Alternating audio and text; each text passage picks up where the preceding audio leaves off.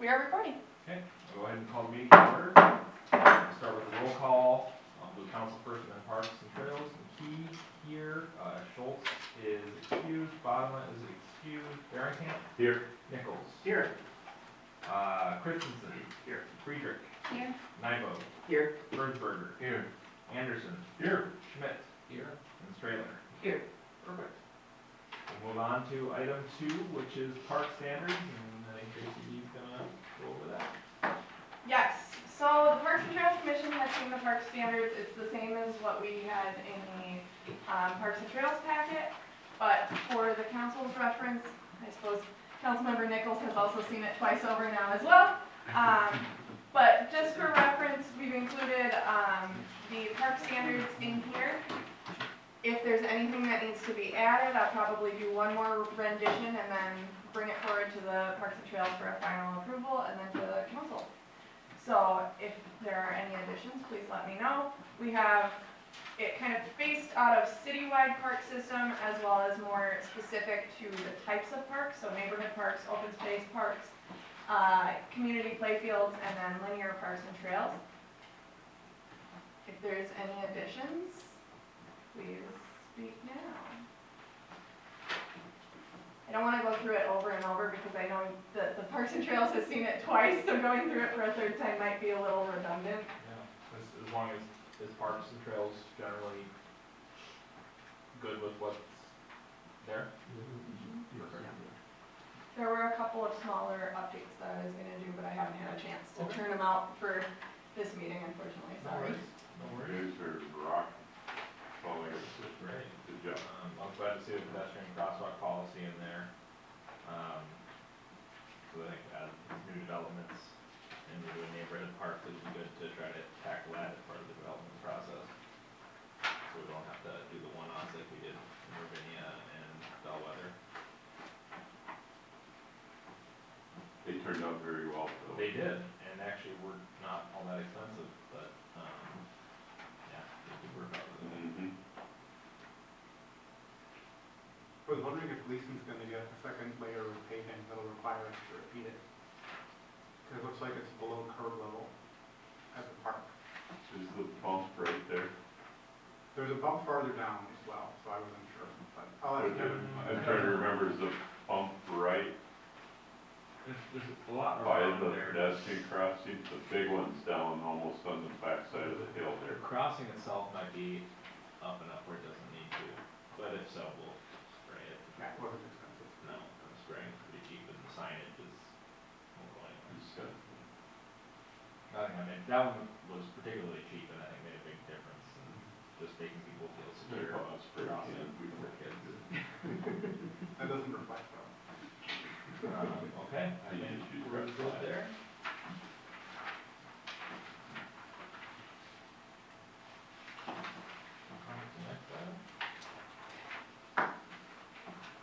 So again, this is something that, everything that's going to be in this packet is something that the Parks and Trails Commission has already seen either during the last meeting or during the March meeting. As part of the March meeting, the funding sources and uses and then park dedication projections were included. So you'll find in your packet the funding sources uses spreadsheet, the park dedication fund spreadsheet, and then park dedication projections. We're trying to get the park dedication fund spreadsheet updated as frequently as we can, but we are still down a finance manager. But hopefully, I think that's on tonight's agenda. So that might change in the foreseeable future. Very exciting stuff, but for the time being, this would be the same information that was reflected in the March meeting. Included in the sources and funding is a very high-level overview of approximate costs for projects, and then potential funding opportunities and where they would come from, just to give a better gauge on where that money is coming from, how are we actually paying for it, do we have enough money? Those are the questions, right? So you'll notice as part of the city park funding, there is the Northwest Area JCs listed, the Corcoran Athletic Association, the Hamel Athletic Association, so a few donations, as well as that facility grant, which would be a reimbursement for $300,000. And then you'll also notice the federal funds are on there. We have not gotten those yet. We still have to get more information from the group that is providing it, but It's coming. It's coming. We got approved, so that's a start. Does that go higher too? It's 500? Yep, that, we asked for 3.5 million. Everyone, if you look at last year's process for appropriations versus this year's, almost everyone's got way cut. Dayton, I think, asked for 4 million for a trail, they got 800,000. So people are all that. Yeah. It's a good sign, especially since we got it back-to-back years, we got almost our full amount last time, for the water, infrastructure, and then did it again and got something, so. So as far as expectations, flash to bang, I'm just completing the process with HUD right now. We haven't seen funding yet, but I've spent the last 4 months working to get into the system and get it updated and connecting with the right people for the funding from the water that came out last year. Wow. So that, just in terms of expectation management, the process is cumbersome. There's a lot of checks and balances. And then with the HUD, I've only been here, 4.5 months, and I've changed who I've worked with 3 times. So, hey, we're making progress. Are you there? Are you there? They don't work here anymore. Oh, hi. They make city government look fast. Yeah, they really do. I got a question on the gambling funds. Yeah. You know, the city gets monies from the different organizations just as a percentage or whatever. Does that just go into a general fund? I mean, because I know there's regulations on what it can be used for. It goes into a very specific special use fund. Right, that's It's what I tracked separately, and it's scrutinized heavily, so that's Right. one of the funds that gets scrutinized during our audit, and making sure that we align both with statutory requirements, and then we actually have a policy that explains how we will use those funds. And so what have we been using them for, you know? The most recent, Some was, to help with the one room schoolhouse. Virtual schoolhouse. Yeah, Sure. with, Okay. it was a roof issue that they had. Flooring. Mhm. Roof's coming out. Roof, they're gonna Oh, have more. But I think it was like 15 grand for something like that. Prior to that, we hadn't used it a ton. There was something else, but I can't remember off the top of my head. Does that come in quarterly or often? I believe it comes in annually, Annually? as they're closing out. You can, it comes in every month? Yeah. Okay, yeah, so I'm only tracking it when I see the accumulated funds annually, because we aren't using it routinely as an expenditure, so it's not a lot of activity. And they changed some of how that all works and what it can be used for. It's recently at the legislature, they kind of overhauled it, much to the dismay of a lot of the groups that are collecting money, Lions and different having a gambling permit. That was part of a concession of off-track betting, Oh. so as they were trying to figure out how to get that to work, they changed the legislation surrounding charitable gambling. A lot of veteran organizations rely on charitable gambling. Great. So it was pretty heavy, I'm big in the veteran community, so it was pretty heavy discussion of the impact that it would have on, the local VFWs and legions, and then also what they pour back into the community. And so, yeah. So did the legislation pass? I'm Uh, not sure, I turned channel 2 on. Yeah, today, so the last I had seen it hadn't made it all the way through been in committees, but I haven't been paying attention since the last year. middle. They're doing something else. Yeah, this was something else this year. Yeah. Sort of reining in so that they can have more of a different kind of gambling that isn't charitable.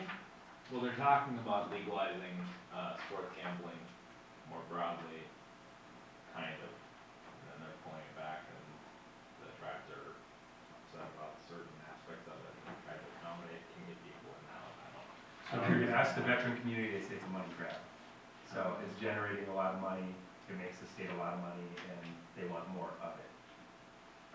That's how the veteran community would characterize that. So do we have much in that fund, and can it be put towards any of the park? We do have a decent amount, I believe, in the fund, I don't know, well, maybe we don't. I don't know, Then why'd you look so shocked? because you both looked at me. It was in our 40. last report, I think it Yeah. was around 240 before Yep, we made the that's donation what I to remember. the Birchville School. Sounds There's a about right. chunk in there. But I don't know in terms of usage, there may be some sort of specific usage we could do like for a certain aspect of the park, but I have to dig into that one. 19 pages that I didn't read. It's just kind of, Jesus, big headache. Just thinking out loud, I think the reasoning was you could use it for historic sites, which is how we were able to do it for Birchville Schoolhouse. Mhm. And if we're trying to potentially incorporate some historic aspect to the park, maybe there's a way we can. There's a whole page, Roger that. there's several of them I think fit with the park. I remember one thing I suggested at the time was you could use it to pay for winter trail maintenance, to keep trails clear as well. Interesting.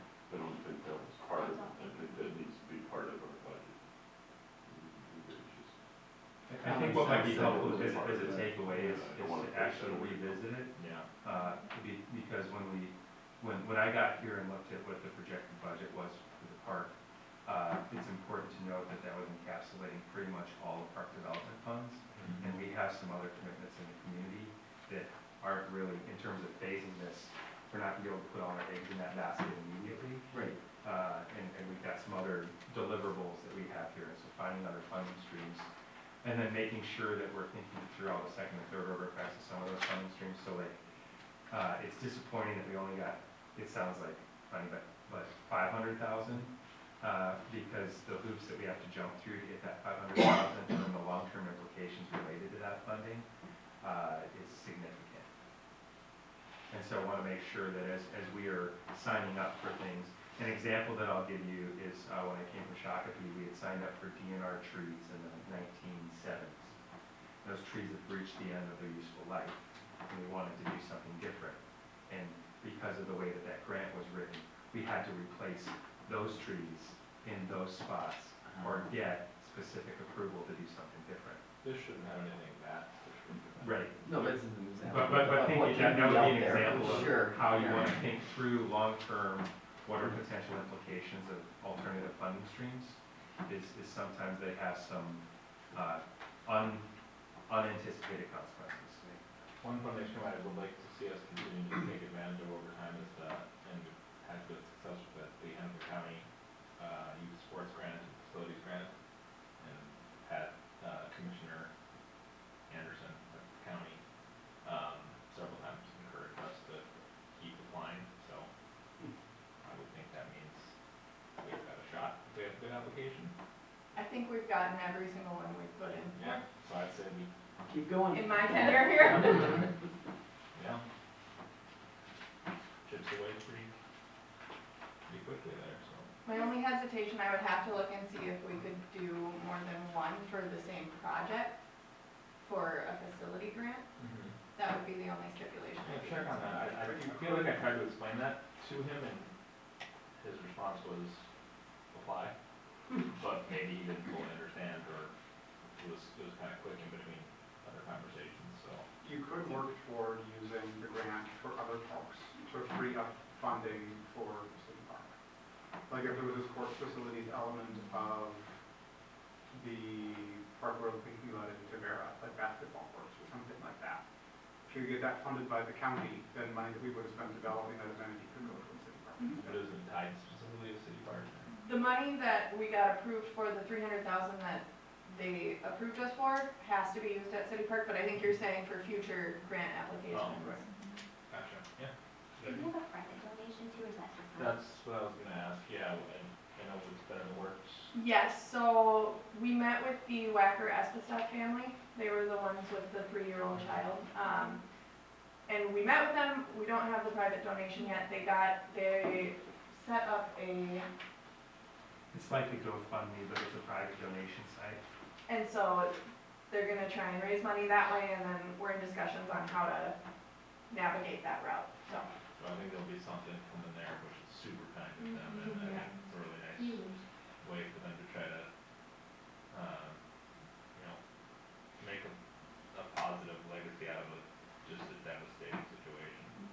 Their expressed intent was to take whatever is decided as a baseline and use those funds to take it to WOW, if that makes sense. You know, so like, we established funding for a playground, that's where they'd like to see those funds in the play area, and then have that additional funding, allow things to happen that otherwise won't happen because of budget constraints. Really cool. Yeah. And then in terms of, I guess I had one question in terms of where we got these numbers, and maybe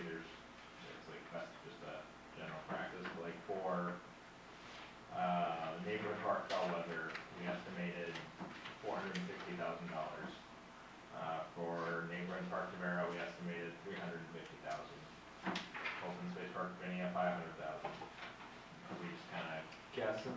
I'm freeballing it because Okay. we haven't even started the actual planning process on them. Gotcha. So it's hard for me to put a true number on that.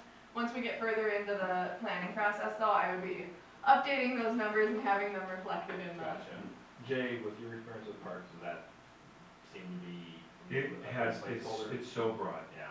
So it has everything to do with the amenities that you want. An example that I'll give is a playground that starts out, you're in the $250,000 to $300,000 range, and then you decide that you want it to be an inclusive playground, and you're gonna put in a particular surface like that, and now it's $1 million. Right.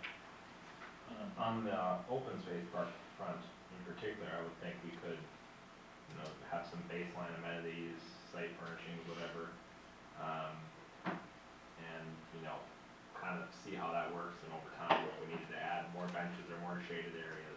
We don't have to necessarily do that all at once, but to get it at least a functional open space park for the residents up there and for everyone.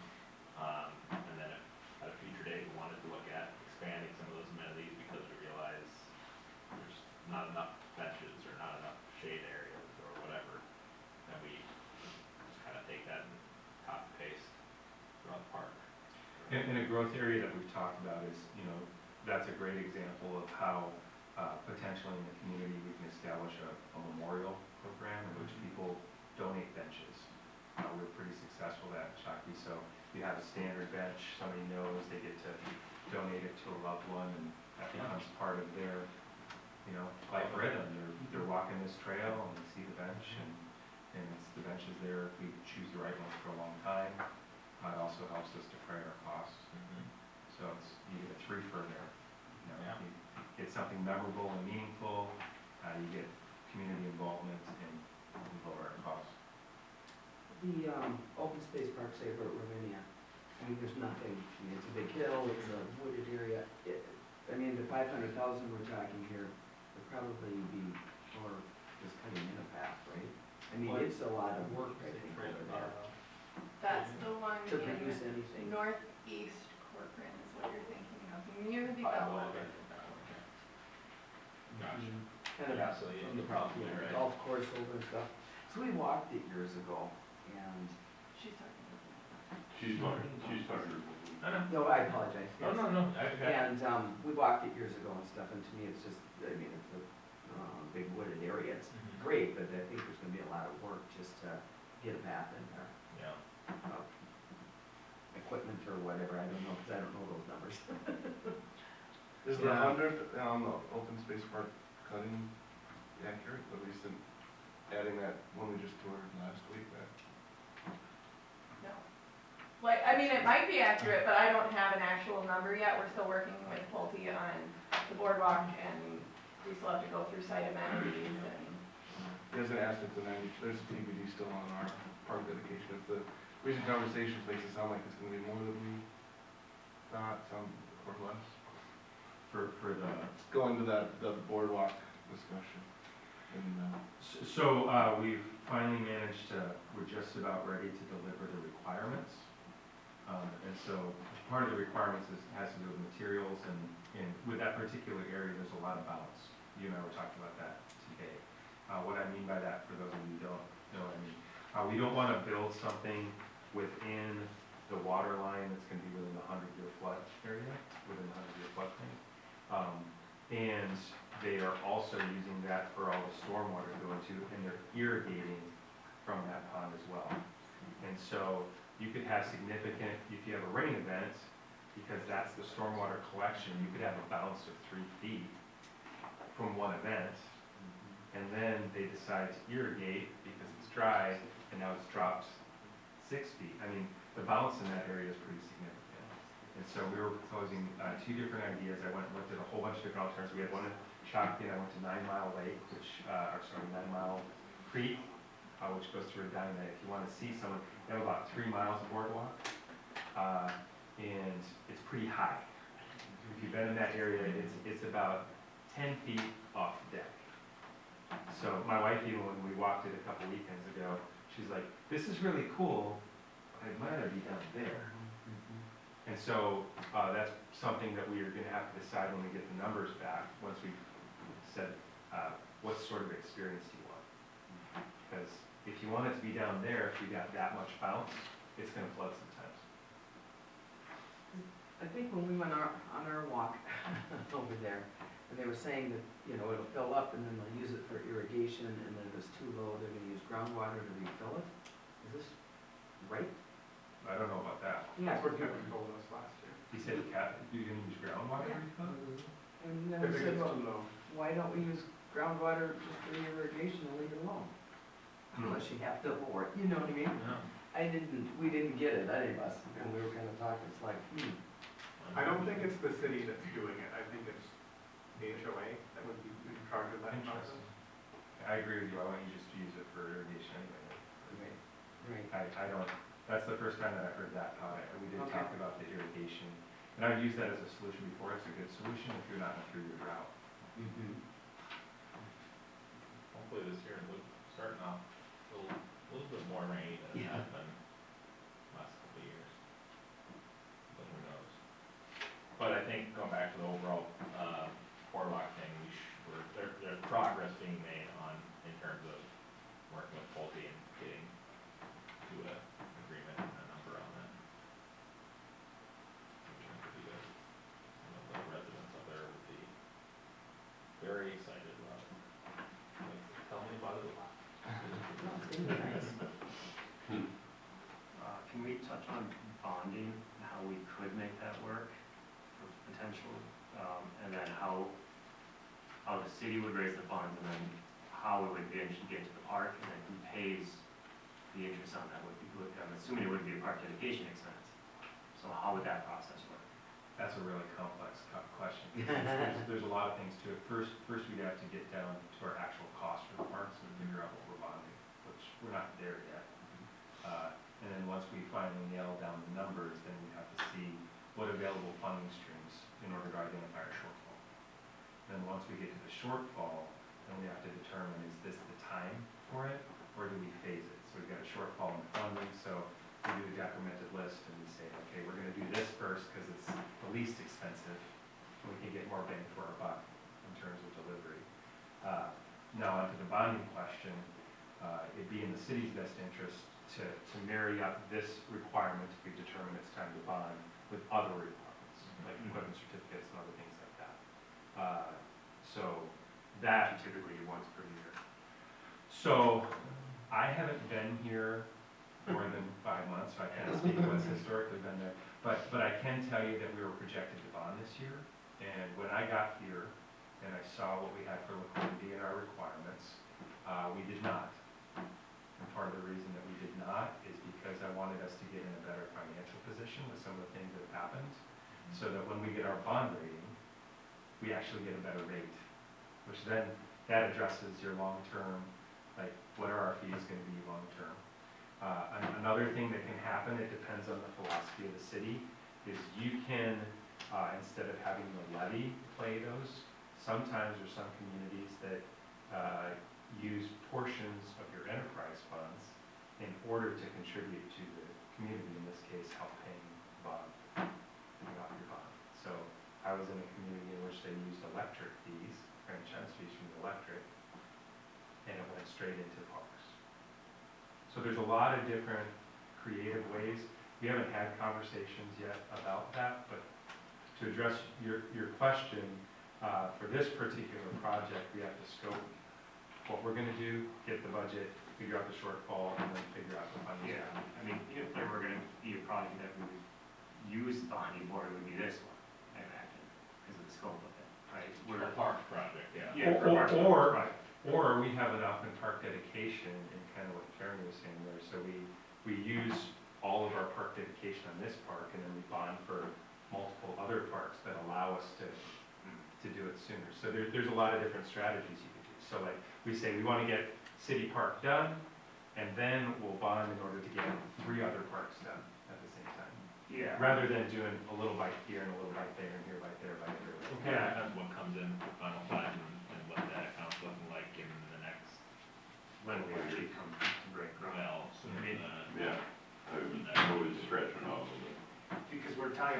one, right, which is fairly small in the total park size.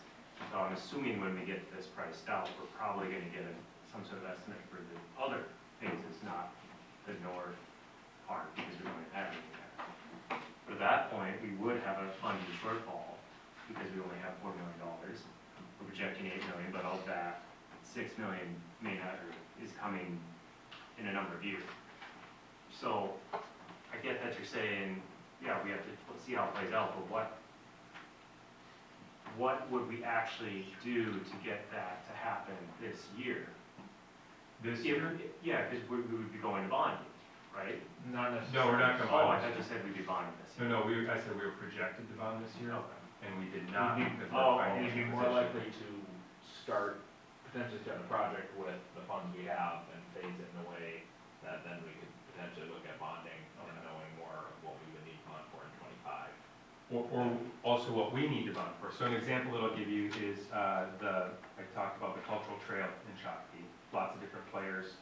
Funding was kind of stalled, and so we started the conversation 5 years ago, expected, hoped to break ground within 12 months. 5 years later, it's not happening because of the cash flow. But what has happened is $3.5 million in federal funding, similar to like what we got with our $500,000. Another $2.5 million last year for a water project, and then an $11 million. So that's a significant flow, and then you start to piece it together, because as you start to receive these other funds, like these HUD funds, and you just talked about that $300,000 grant that we've got, the clock starts. Yeah. And so we may not be able to do, here's the big screen, here's our dream for phase one. We don't have the money to do it. But we do have the money to do this portion of phase one. And so even within phase one, you phase it based upon the availability, liquidity. What's happening in the market?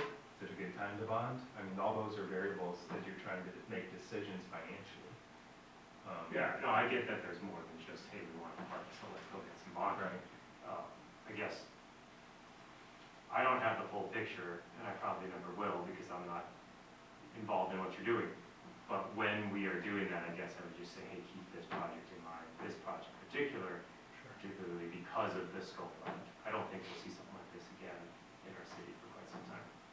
So Yeah, I think it'll certainly be part of any conversation. You have it high on your list, especially with everything you guys have done. Can I ask a Very much question too? appreciated. Like, I'm just seeing like expenses that come out of the park dedication fund.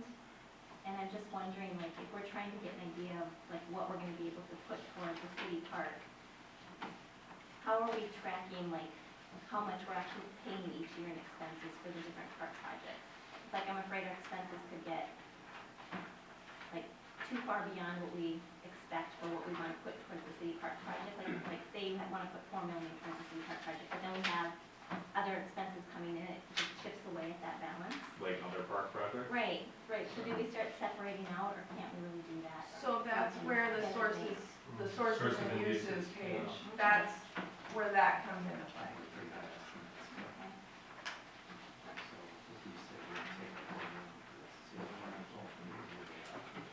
Yeah, that's pretty funny. The sources and uses? Yeah. Question on that sources and uses, the 6.4, you have it labeled as a look forward on there. Line 1, 2, 3, 4, 6 down, under amount proposed. Where does that tie out to? I see the, on this next spreadsheet, we have 5.8 in received and estimated. When you say next spreadsheet, are you talking the Other projected? one, yeah. I'm just trying to tie it out. So in, a helpful phrase we're using there, with tie out, actually until we get our project, it's all projected. Oh, yeah, I know. And so when we're saying 6.5 year, until we actually get projected expenses, here's our real, what we're committing to it. The sources and uses page is, here's how we think we'll do it. Yeah, that makes sense. It's fluid based upon both the requirements and the availability of resources. Which I get that with the source, like the source not from all proposed, but that doesn't have like for example, Ravinia, is Ravinia on here? So we're proposing 500,000, but like, are the costs that we're pulling out of that account being included in that expense? We haven't done anything in Ravinia yet, so there are any Okay. costs coming out of park dedication. So the costs from the park dedication spreadsheet are reflected in the spreadsheet though. If you go back, so like if you start on the first page of it, Yeah, you'll see like Milo Electric, $3,885.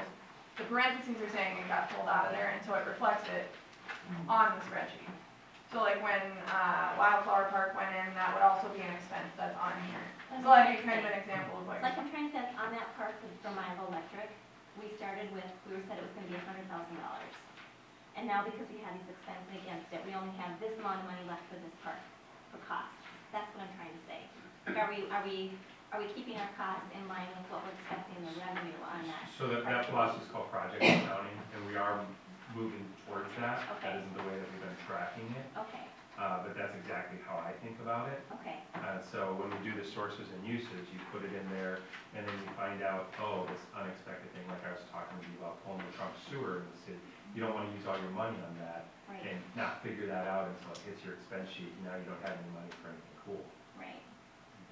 That's what I was trying to say, like, how do we make sure that like, us as a commission are So- knowing that this is what we So spent it becomes so far? clearer under project accounting, like, okay, Okay, as she's doing sources and uses, when you actually generate a report instead of just being the park development fund, right, you have each of the projects and you're dedicating those, so it becomes a sub-ledger of the ledger. okay, okay. Which we haven't had. We haven't done that. One thing I just noticed, and I should have noticed it the other two times we looked at this. Me too. Under Wildflower Park, we don't have a shade structure. You don't have what? What page you on Shade there? structure. There's a big bin with umbrellas. sitting there. Oh, They're getting a bike rack. They are getting a bike rack, and that's not included, but that's a specific donation. Some do. And maybe this isn't obvious, I should know this total need, the 7 million for City Park, is that just phase one that's projected Yes. for? Yes. I do want to say it's 6:15, and in terms of the time, I just want to check in to make sure that there isn't anything else that you want to. Any other questions on the numbers specifically? That, obviously, you can reach out to Jay or JCB. They'll get better, more refined. Good work. And so will the spreadsheet. All of that work with JCB, she's been working really hard on that, and also creating it from scratch. And Yep. so, I want to point out, we talked with HKGI. And I'm had not some different finance. ways. that part too. So they showed us some different models, and within the scope of the contract that we wanted them to do, we wanted to focus more on design. And so, I've asked JCB to do something that she hasn't done before, and she's done a great job stepping up and creating it from scratch. So, she didn't inherit something and just plug in the numbers. No, but I like the feedback because I am trying to learn how it would work best too. So if there are better ways to use it, I need to know that.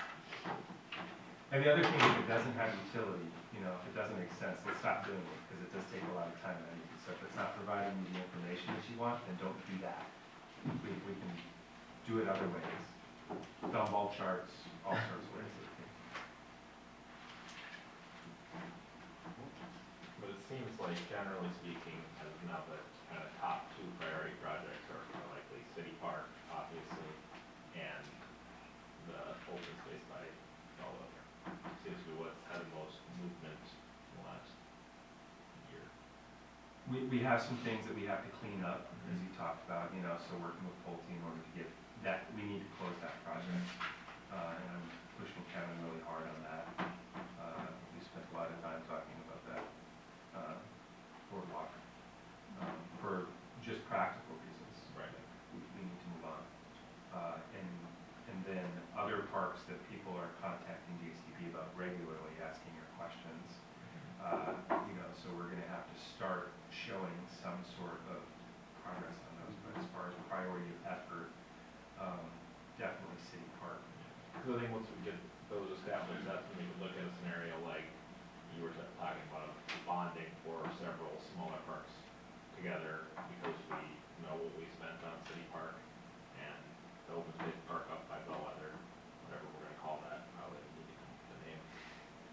now I think we're leaning towards northeast open space park. Works for me.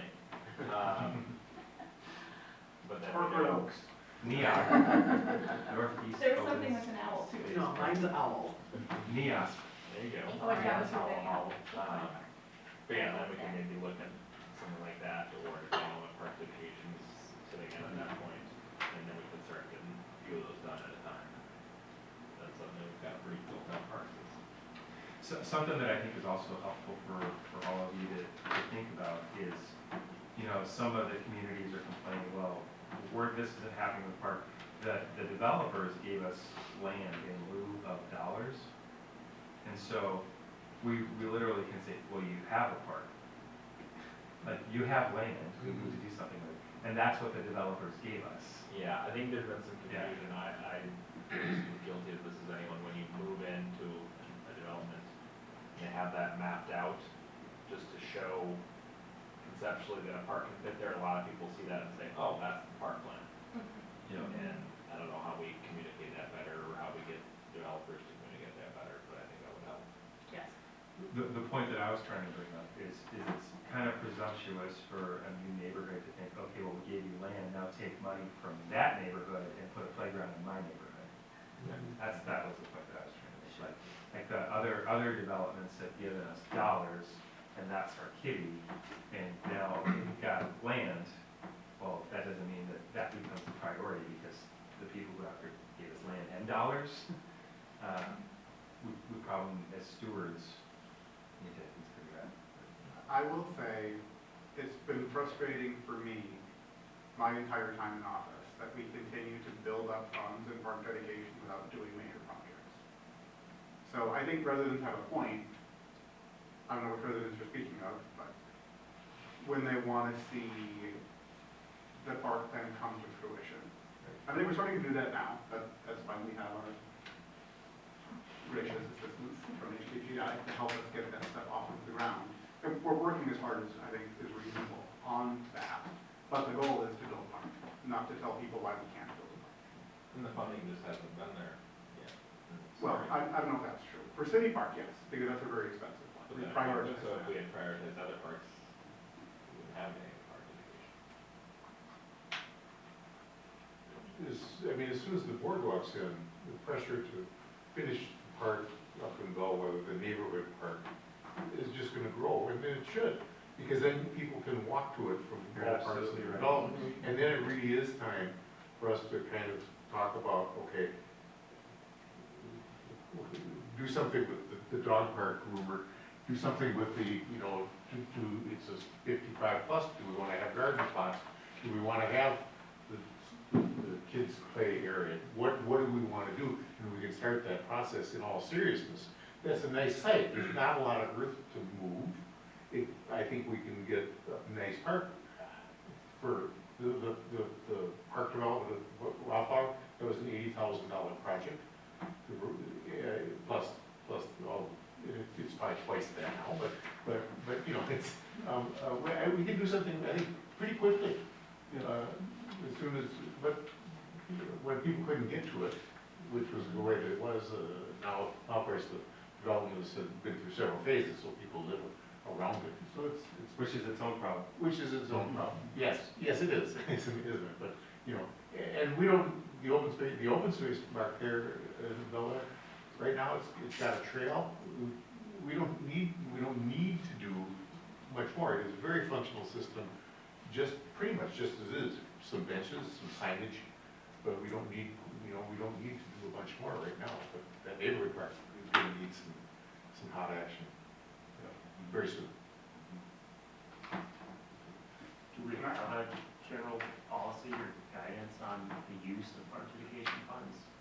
Or is it, goes in the account, we all meet and talk about what we want for parks, it goes to you guys, and then When you, it happens? So what I'm saying is, we have this money, right?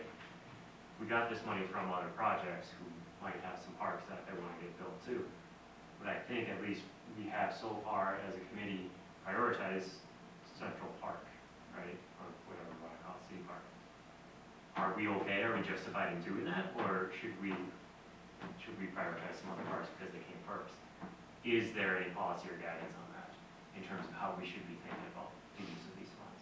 There isn't necessarily a policy on it. I think, you know, it's a policy discussion we've had certainly at the council a few times, and I know I've had countless times with Jay, on, at least for now, the priority that I've had was getting something done at City Park, and then, like I said, maybe the part of VOA, or the open space up in the northeast, and then looking at what we can do with some of the neighborhood parks from there. I think my personal reasoning for City Park is that it's good location, it's centralized, it hits some new development, are not too far away from our town center area and where the Diamond Lake Trail is gonna go through it, some existing residential, it hits a lot of, By the most benefit, the most. Right. Most bang for your buck. and it's a big enough park that people will travel a bit for it. I think compared to your, occasionally someone will travel to a neighborhood park, but I don't think on the scale that we'll see here. Benefits more people in the community, Yeah. the city Yeah. work well. Bigger than that. The only thing that I'd say is, if you're gonna, you know, focus on how to do things, my challenge would be to have an abundant rather than a scarcity mentality. So if we're only looking at what's happening in park dedication funds, then we're limiting ourselves there. Whereas if we do a master plan and we say, what do we want to happen? What do we need? What's gonna most benefit the community? And we develop a plan, like, here's our vision. And then you start to develop solutions to meet that vision, rather than make your vision meet your cost. Because then you start getting creative and innovative. Like, okay, well, we wanna do that, we don't have money to do that. And then all of a sudden you have an example that I'll give. We wanted to do a mountain bike park, and Excel Energy donated 90 acres. They donated, no cost. Didn't see that. But if we said, we don't have money for a mountain bike park, and we would have missed that opportunity. So if instead we're focusing on what do we want to accomplish for the community, as we're saying, what amenities do you want? Dream big, you know? And then reality settles in, you're like, okay, well, we can't have an 8-sheet ice arena, that's not gonna work. But we can have a really kick-ass outdoor rink. Do we have a trail that goes, like a ice rink trail that goes around the whole city park? You could put that in the vision. I would say if you go to Maple Grove, if you look at their ice plant, super expensive, high maintenance, and where they're at, it makes perfect sense. You have a lot of commercial, a lot of traffic, a lot of people are coming there to use it. If that's what you want, then you build it for what you want it to happen. If you're wanting to be, I want the families of Corcoran to gather, I want to have great opportunities experiencing the outdoor. I mean, that's the OSP philosophy, right? You know, so your outdoor parks, how do I engage with nature? How do I get away from the chaos of my life? As you create those spaces, they don't have a lot of those spaces in Maple Grove, and they certainly don't have them in Minneapolis. The other piece is that we spend our park dedication to build something, we can't use park dedication to maintain it. Right. Then it falls to the burden of the city as well, and it is possible to overbuild your park so that you then can no longer afford all those nice things that you built. Yep. So we have to be real serious in our. Another the way we example do of that we'll see real soon is we don't have any trail that the city maintains currently. We're about to do a bunch of trail. Oh, it's turned over. And suddenly that's gonna have to be maintained, and that's gonna be a big expense, so that'll be And very it's not out of this spreadsheet. Right, yeah, yep. And Gabby can tell you about communities in which they dream big and they built lots of stuff, and now it's reaching the end of its life cycle, and they're trying to figure out how to cash flow dozens and Right. dozens of parks. Park So it was dedication really works for cool when we new had it. development, but not so much for redevelopment. Yeah, and then now we can't afford to keep it, and that's a different kind of problem. You've created an expectation amongst the community, and then even the community saying, we can't afford this. Speaking of Gabby, do you guys mind if I hand it off to her, considering we have about 30 minutes before the next meeting and we need at least 5 to 10 to turn the room back over? All you. Do you mind taking the lead? Sure. Just because then you can get the answers that you're really looking for. Yeah, so, I am here tonight, my agenda, my goals for this meeting tonight are to confirm the program. So, there's a site program and there's a building program. The building, we haven't talked a lot about, have they all seen the site analysis packet that you put together? I think that was a while ago, maybe. I don't know if that got included in a packet. Okay, so, just stepping back a little bit, we've gone through this process of site analysis.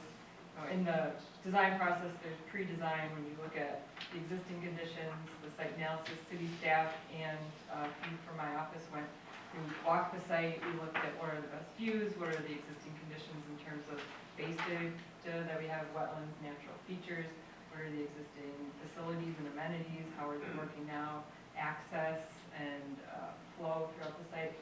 So all of those elements, background, research went into developing the three concepts that were presented to the Parks Commission in March.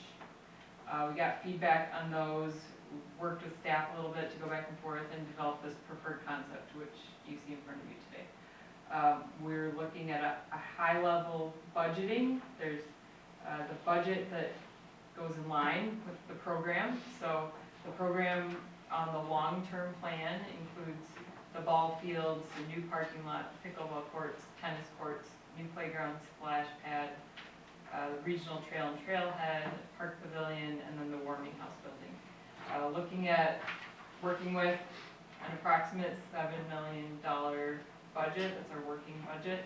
We identified the phase 1 area, so that's on the other diagram you can see. It's highlighted. The regional trailhead, the regional trail are not highlighted on this. Still have yet to determine what Three Rivers Park District will pay for in terms of those facilities, so those could potentially be separate. But right now we're in the stage of determining what is the overall program, what are the priorities for phase 1, and then once we get the preferred program, we can move forward into the schematic design, which is developing the location, the size, the scale, more closely the amenities, what will be in that phase 1 project. So all of the conversation I just heard over the past hour was very good. It is very important to think about long-term care and maintenance. Park dedication has that unfortunate reality of only being able to be used for new facilities. So we've worked with a lot of communities to develop asset management plans, and Jay and I talked about that in terms of how you manage all of the city assets, but parks in particular. In the 90s, there were many suburban communities that built many, many playgrounds, and now they cannot afford, they're all 20 to 30 years old, and they can't afford to replace them all. So it's important to think about the vision, what you want to deliver as services to your community right now using the money that you have, because it's less expensive to do it now than it is 5 years from now, but also thinking long-term, making sure you're putting money away each year to replace those facilities when they need replacement at the end of their life. So this diagram right here that shows the phase 1 outline includes the new parking, the pavilion. It is shown as a 7,500 square foot building, which is a pretty big park building. The building that is shown in the packet is about 3,000 square feet, which is half open air, half enclosed. That was a little under $1 million for that building. This one, we're looking at 7,500 square feet, could be 2 to 3 million, depending on the level of fit and finish, the level of amenities that are included in that. We would have an architect on our team to go through the building programming process as a parallel to the site programming process. So that would be something that we bring into our team in the next month or two if we're looking at building this in 2025. So I'm going to stop there and open it up to questions or comments. The meeting, wasn't there. What's going in our $3 million building? That's part of the conversation, so. Oh, well, here we go. Or is that just the 4 walls at 3 million? No. So I mean, that's scaring me. okay, so the building that's in the packet, it's the Rogers. The original plan was to include, the splash This pad, building, yep. yeah, Okay, so this building is an example of an existing building in Rogers. yeah. Oh, with the event room? Yep, this building was built a few years ago at a cost of a little under $1 million. Okay. And This is only 3,000, so the 7,500, when we were going back and forth with staff and showing the building, the request was to make it bigger than this, thinking of more indoor programming space. And rentable uses. Rentable. okay. Possibly an election site, precinct, possibly. So one of the things that came up as a meeting I was talking with folks is, where can you have a family reunion here? Mhm. Yeah, so where can you have a space like that where your family can gather? Or Boy Scouts, Girl Scouts, the Lions, other service organizations. Just want to get together and rent it because it's my son's 15th birthday. There's not really a space in this community to do that. And then also having a multi-use space to be able to do programming year-round. So right now, we're really restricted to only being able to offer certain types of programs when the weather cooperates. So we don't have a place where we can bring people indoors.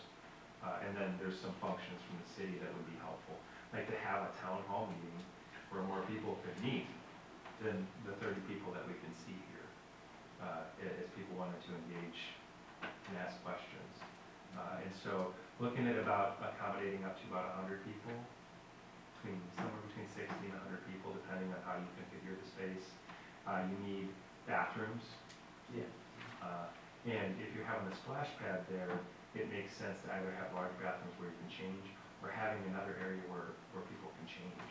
Mhm. That's just a reality of having a splash pad, is people want to get out of those wetsuits before they hop in the car to go home. And so the mechanical would be out there. Exactly, so mechanical building, and one of the ideas that I've thrown out is there's this really cool place in Colorado in which it looks like a half barn, and that would also extend the useful life of the playground. Yeah. So now in our weather, it's raining. Who cares? We can go and we can play under there and you've got some sort of shelter. Or it's a crazy burning hot sunny day. We've got some shade and we're not building a dozen shade structures all over the place. It's snowing. Well, now kids, if it's not snowing too bad, they're in there and they're playing in January. So you can activate the space more. And so trying to co-use that, and then doing it with a character that meets the rural character of the community. There's actually snow on the road in the picture. Awesome. Yes, so that, when I threw that at JCB, that was my, as I've talked with people, I think being able to do, and it would be that space, I've shown her some other variants. It would be distinctly Corcoran, but having a space that one doesn't include where you could gather indoors. So that's what Gabby's talking about, is like, okay, why does it require that much space to have some overhead cover on an activated space, and then have some other space that you can rent or activate or change your clothes, go to the bathroom?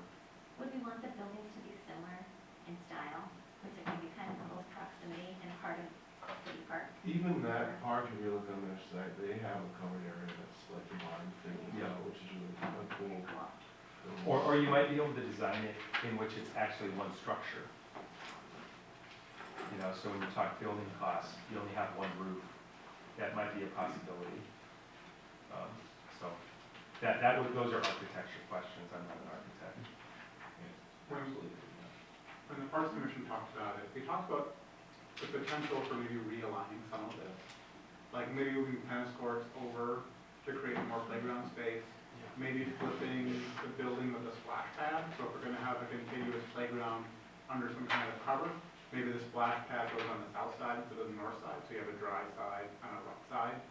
So this might be a little fluid depending on how that concept develops. And in an effort to save money, I did request that Gabby don't update them, because she would have been updating them this week. It wouldn't have made it into your packet. Yeah. And I didn't think it was fiscally responsible to spend that money for the minor tweaks. I figured we could walk through them verbally. That sounds good. So, She yeah, did talk to me about that, so one of the things that I want to throw out there is an interesting concept. So JCD and I were playing with some numbers this past week, and you could actually fit, 2 tennis courts and a basketball court in an ice arena. I love that idea.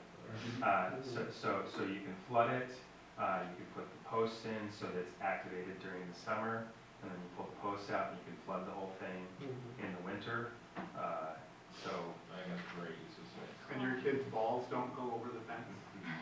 However, I will add a caveat that in speaking with Gabby, we were talking about that, and the big concern would be where the poles go.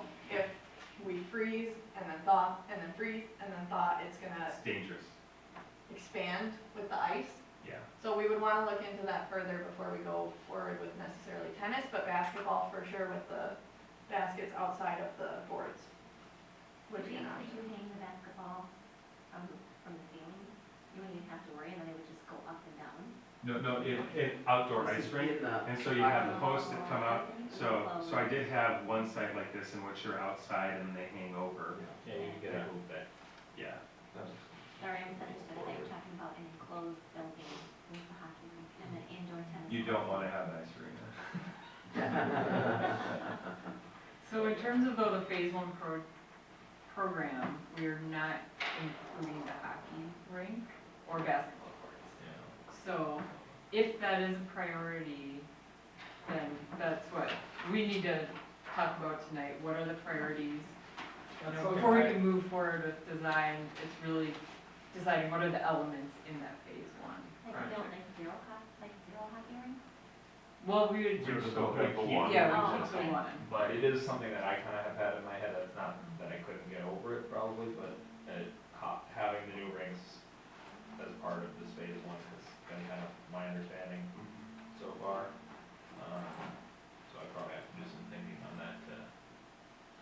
So the danger is one of the things Gabby's going to say is it's going to drive that we need another building.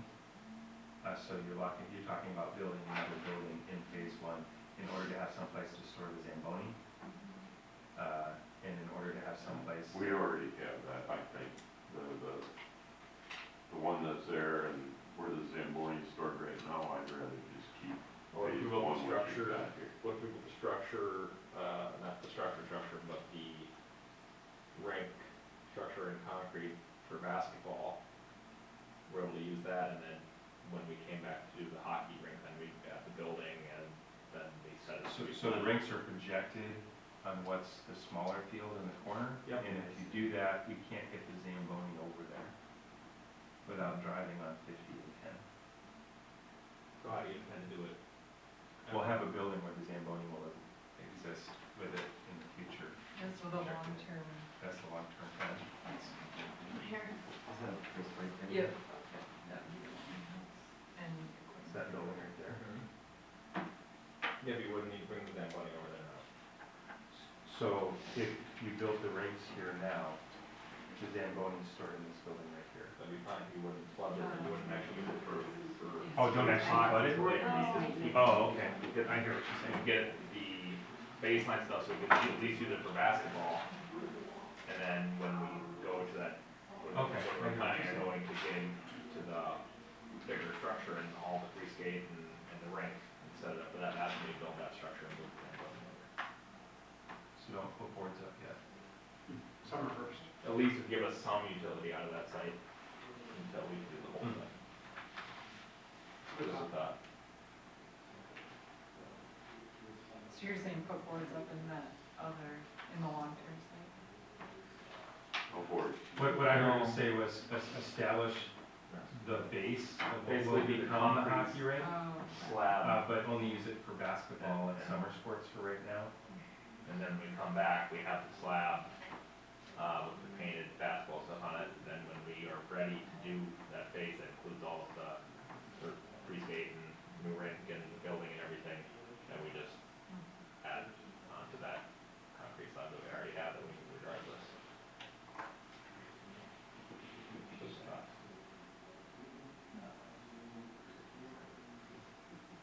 So this, was this field, Meister Field, that most recently invested in? Yep. Yeah, so. Take out your recent investment, but Oh, yeah, yeah, it could that's a be. good point.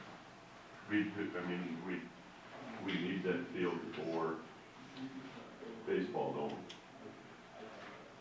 We have enough fields and the plans show it getting removed anyway, so my assumption would be we just kind of phase it out. For this season, it wouldn't be an issue. We'd be looking at next season and what all that entails, if we're gonna have programming, how that looks. Part of that is gonna be dependent on this, because if there aren't the fields, then I can't program. I would submit that operationally, by narrowing our focus to a particular area of the park that we're shutting down, that allows us to continue the rest of the park to operate, rather than shutting down a lot of the park. Fair enough. I can get over it. Is there enough parking left to use the rest of the park? I mean, that's like the main parking lot would be shut down. So we can divert, yeah, we can divert questions. Is this graphic the cricket pitch? Yes, I requested that Gabby add a cricket pitch on top. That was the one change I did say, okay, wait, I do want this. I know it was a big topic of discussion during the last Parks and Trails meeting, which was genuinely a week ago. But so I wanted her to show that there is the space for it. Normally it takes place just north of that a little bit on the existing ball field, so field 3. But just for size reference, that's 60 meters, correct? Yeah, so based on the cricket field planning we've heard that the outside boundaries are pretty flexible. It's mainly that the pitch, the rectangular area in the middle, that's the concerning part. That needs to be the flat area, north and south. So if you would put it on the north field where you said they use it today, they would be good to have a more, amorphous boundary. Yeah, this is the largest size. Can they play with all the fields striped? Will that confuse them? I think that they would be fine. Baseball uses the field sometimes and they're striped in the outfield for soccer, so I think there's some flexibility in that. Keep in mind, they're also coming in and there aren't any boundaries set, so I'm assuming that they put cones or something Yeah, out for cones. So does reference. this mean if we were to do that, we'd be moving pickleball? Or might just They think- play around it. The tennis court, well, play around it, like the triangle out of it? No? Yeah, and I think like you were saying, moving things around, we can definitely move things around within this footprint to make it fit better. We don't even have a survey yet, so once we get a survey, that would affect, we'd want to do the least amount of soil moving possible, so where we lay out the particular elements within this box could be moved, and that design process would take months, so there would be more opportunities for input from the Parks Commission to affect the design. So that pickleball court could potentially move to the south or the west. We did actually talk Yeah. about moving the tennis court on the other side of the pickleball court in our last meeting though, so would that impact? In the bigger playground. Yeah, and then a bigger playground. Gabby, do you want to touch on playground size at all? Yeah, so this playground is shown on the concept today is roughly the same size as your current playground, which is pretty big. Seems small. So, I would highly recommend taking a visit out there because I think from a distance it looks a lot smaller than it is, but once you get there, I would recommend going there and then maybe to a neighboring park, and I think you'll see that huge size. so in terms of playground equipment, filling up this site, we're budgeting $750 to $1 million. Just for playground? Yeah, playground equipment. I Costs think for the are record, pretty so maybe someone remembers the time, I think we should reach out to, I don't know if everyone's familiar with Representative Danny Nadeau. He's the district northwest, he used to, like professionally, was something with, Playground installing.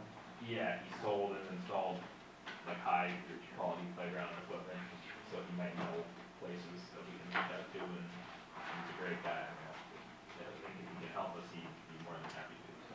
As long as we meet bid requirements, that'd be my only concern is like, if we have to go out for bid, Well, he doesn't still work for Oh, the okay. company, I don't think.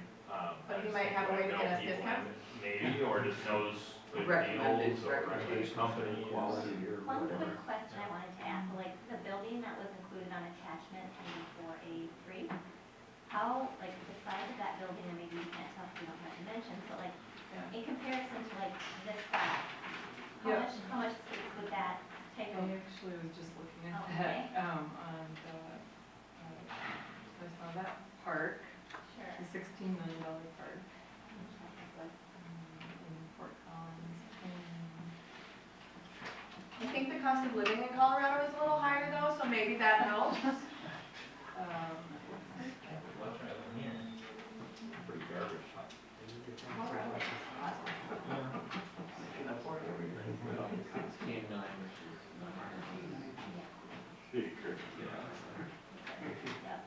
If there are any final thoughts, I'd recommend getting them in now because I think we should probably wrap up in about a minute or two so that we can flip the room and get some people in from Building outside. would But fit within. Any quick thoughts on the amphitheater? Jamie, like it, we are gonna have one just down the road.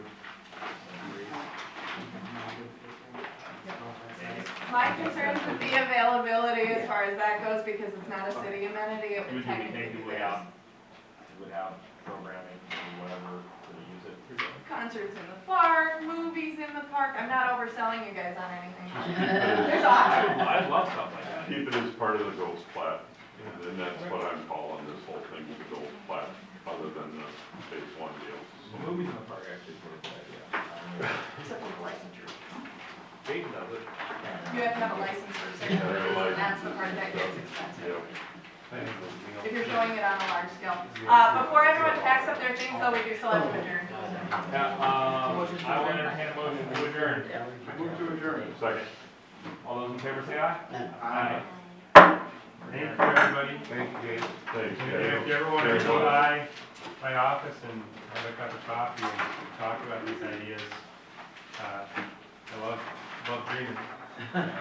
Likewise, take my card if you don't have it. You did call. Love to I'm not- anybody else call. I don't blame I love to talk to you guys about this stuff. I didn't hear it yet, but Super excited. No, I I'm do done have for the two summer. old tractors for the, parts